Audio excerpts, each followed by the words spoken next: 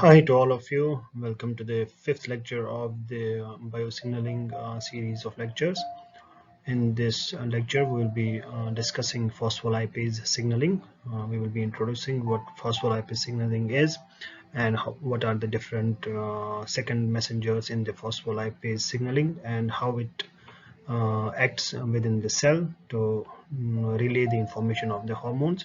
And finally, we will be discussing some convergence point of the phospholipase signaling with other signalings.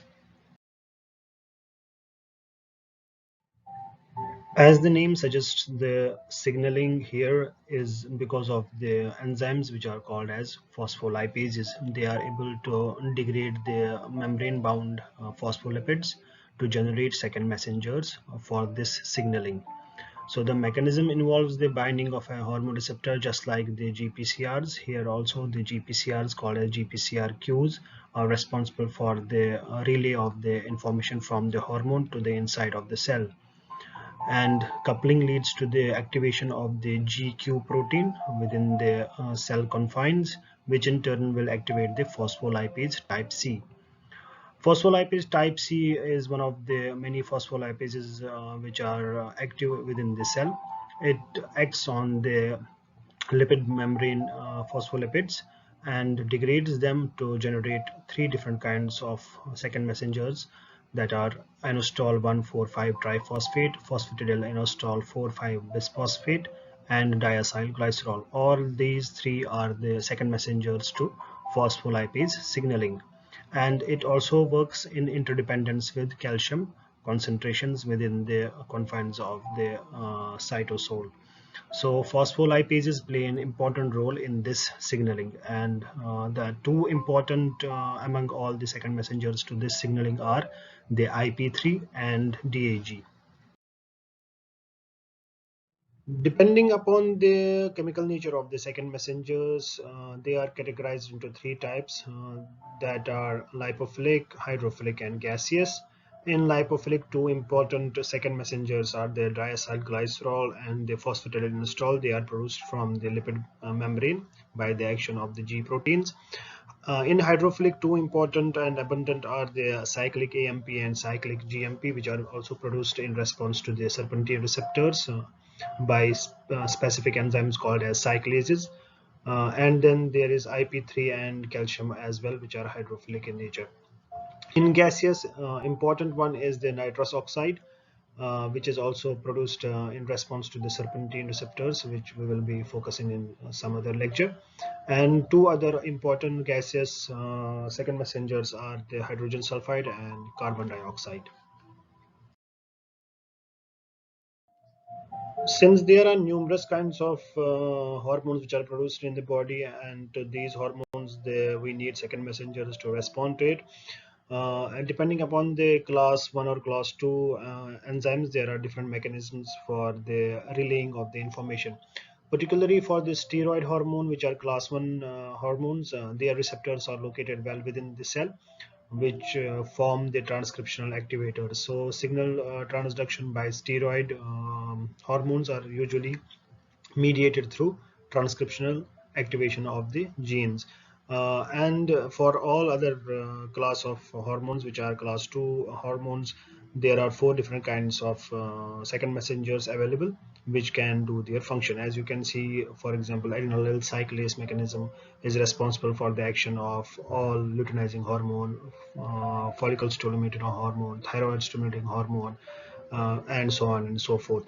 Similarly, working in the same manner is the phospholipase C mechanism, which is also in response to the serpentine receptor activation, and the hormones which mediate their action through IP3 and calcium are this thyroid releasing hormone, angiotensin 2, oxytocin, alpha 1 receptors, and so on and so forth.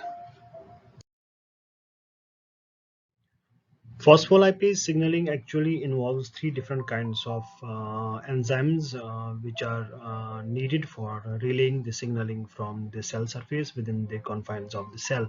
Those are phospholipases, kinases, and phosphatases. Phospholipids, as we already know, are the membrane structural things which make up the membranes of all the cells, And in these membranes, they are responsible for the generation of the second messengers by the action of certain enzymes. These certain enzymes are of three different types. Those are phospholipases, which split the lipids, phospholipid kinases, which cause the phosphorylation of the lipids, and phospholipid phosphatases, which work in opposite direction to that of the phospholipid kinases. So they are antagonistic to the kinases. These three enzymes are responsible for the phospholipase signaling, and particularly the phospholipases which are here are the central one to this signaling, because they help in hydrolysis of the ester bonds located in the phospholipid molecules present in the cellular membrane. Particularly phosphatidyl inositol and phosphatidylcholine are the substrates to these phospholipases, and by hydrolysis they are able to generate the second messengers which we just went through. So these are the actions of different kinds of phospholipids which are present in the cell. Phospholipase A1 breaks the phosphodiester bond between the C1 and the lipid chain. Similarly, phospholipase A2 breaks the bond at C2 of the glycerol, and for phospholipase C and D, they work on the C3 of the glycerol and break the chain as according to the arrows you can see. And particularly among the phospholipases, as I told you, which is important for the phospholipid signaling, is the phospholipase C, which works on the C3 of the glycerol chain in the phospholipid molecule to break it and to result in the formation of the diacyl glycerol and inositol triphosphate, as you can see in the picture here. So this bond is broken by the phospholipase C and resulting in the formation of the second messengers which relay the signaling downwards.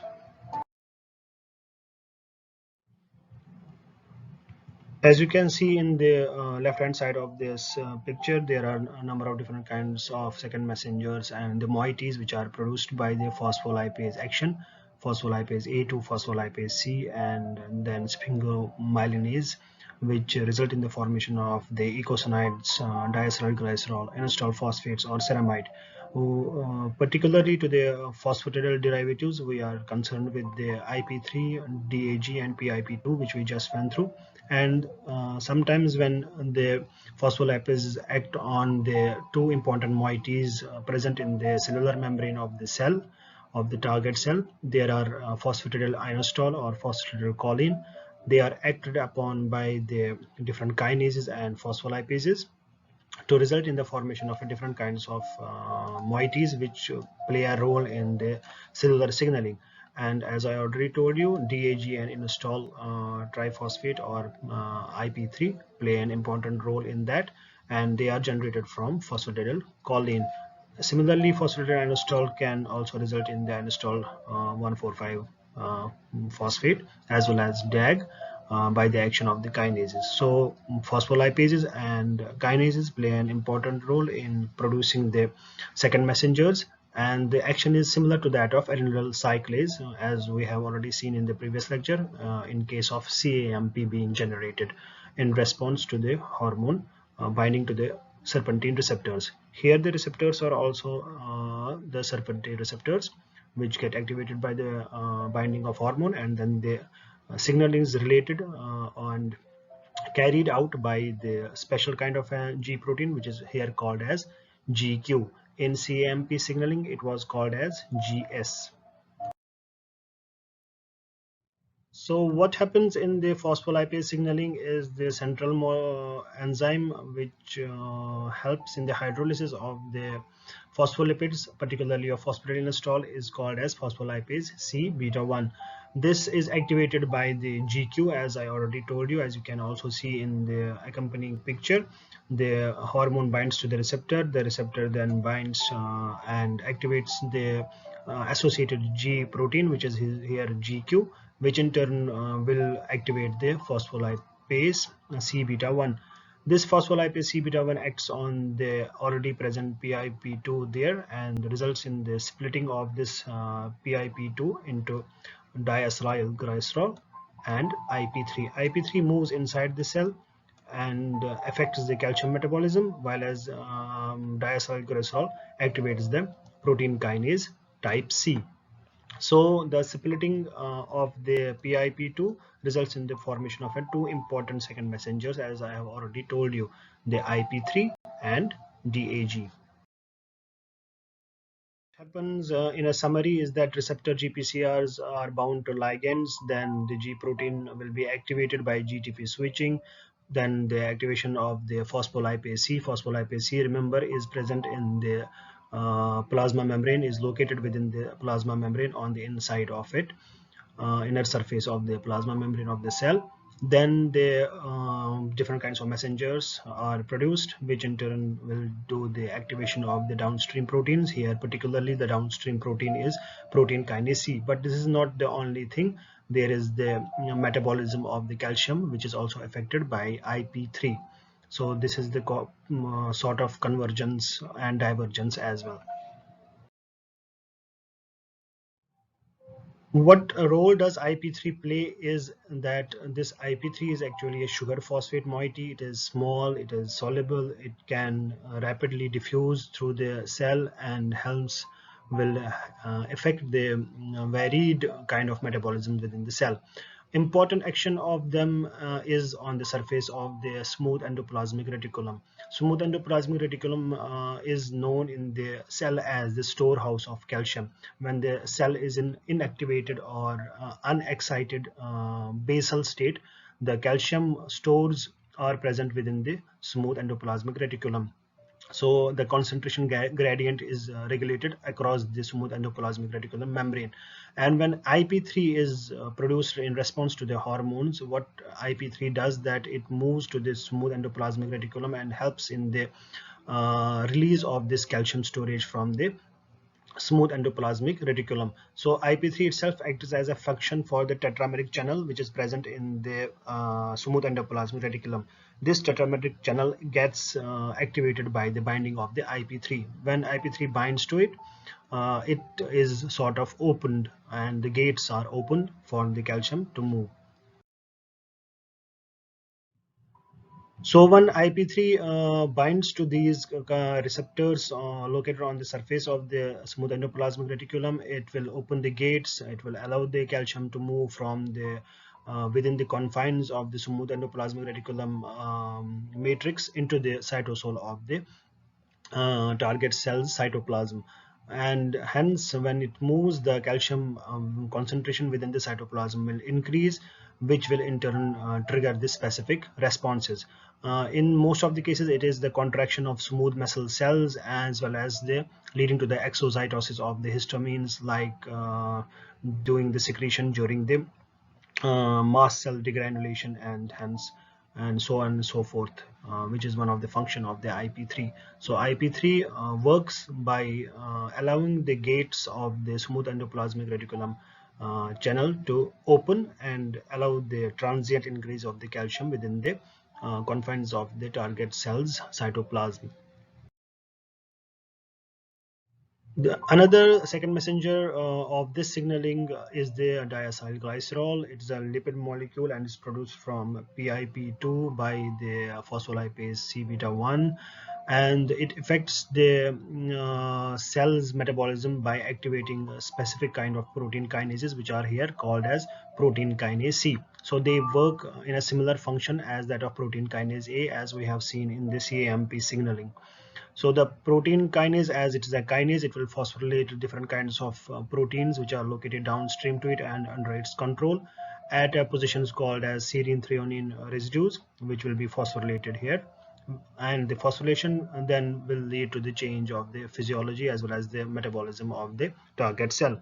Particularly, it plays a critical role in the cellular growth and differentiation, cellular metabolism, cell death, and transcriptional activity.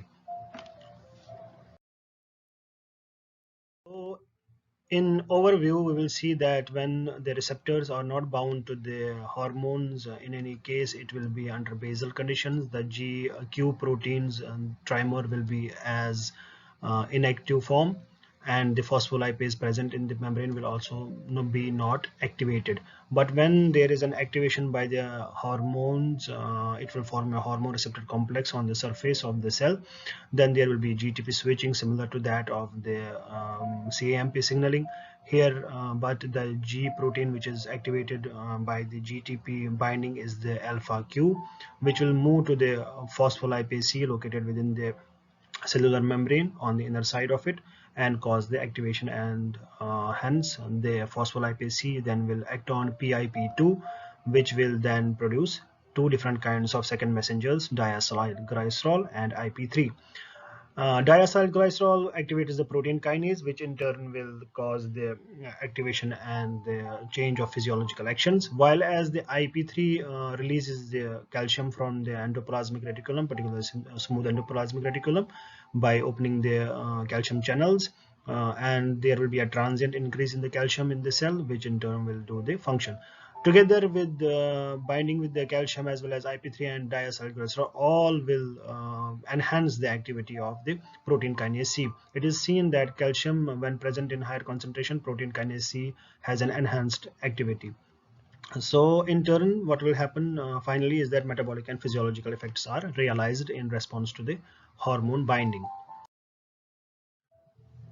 Finally, the convergence between the phospholipase signaling and the CAMP signaling is via IP3 effect on the smooth endoplasmic reticulum, and hence the consequent release of the calcium in the cytoplasm. The receptors to which IP3 actually binds in the SER are actually called as the ryanodine receptors. Ryanodine receptors, when bound to the IP3, or when IP3 moves from the phospholipase C after its production, it activates and binds to the sensitive IP3 channel called as ryanodine receptors, and these ryanodine receptors then allow the calcium to move from the smooth endoplasmic matrix into the cytoplasm of the cell. And this transient increase in the calcium will not only affect the protein kinase C, which was also activated by DAG, it will also help in the specific kind of an kinase activation, which is called as calmodulin dependent kinases. These calmodulin dependent kinases are totally dependent upon the calcium concentrations, and when concentration of the calcium in the cytoplasm will be high, they will be activated. They will mediate then their action through regulation via CREB. You know, this CREB is also actually called as CAMP response element binding protein, and we have seen it in the previous CAMP lecture that it responds to the activated and higher concentrations of CAMP. Here also the CAMP is under the influence of CAMK, calmodulin dependent kinase, and this calmodulin dependent kinase is actually activated by the higher concentration of calcium, which in turn is under the effect of PLC beta signaling. So the PLC beta signaling and the CAMP signaling will converge at a expression level by modulating the activity of CREB protein, and hence the expression of the genes which are under the influence of this transcription factor. This is the convergence point. So CREB is the convergence point not only of the PLC beta signaling and CAMP signaling, but also some other signaling which will be carrying out in the future lectures. Those are called as receptor tyrosine kinases signaling, particularly the insulin works via that signaling. So the point of convergence between IP3 and CMP signaling is the CREB, which is the transcriptional factor for most of the metabolic genes. So this was the essential aspects of the PLC beta 1 signaling. We'll be doing the calcium signaling and receptor tyrosine kinase signaling in the lectures to come. And do subscribe to my channel for further videos which I will upload in due time.